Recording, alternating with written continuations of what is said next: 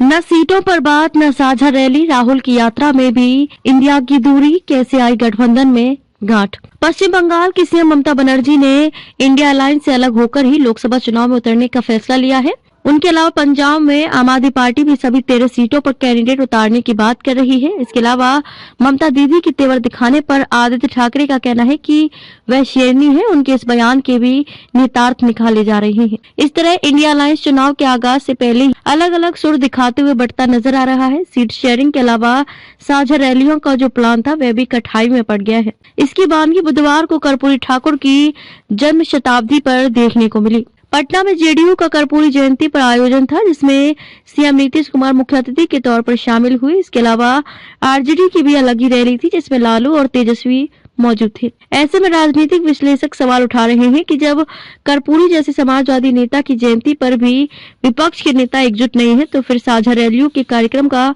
क्या होगा। खास बात यह है कि पीएम नरेंद्र मोदी आज से बुलंदशहर में रैली के साथ ही चुनाव अभियान का औपचारिक आगाज कर रहे हैं। इससे पहले वे साउथ इंडिया, महाराष्ट्र और गुजरात के दौरे कर ही चुके हैं। विपक्ष के संयोजन में कमी इस हद तक है कि साझा रैलियों के प्लान पर अब कोई बात ही नहीं हो रही है, जबकि अक्टूबर में ही ऐसे एक आयोजन का प्लान था।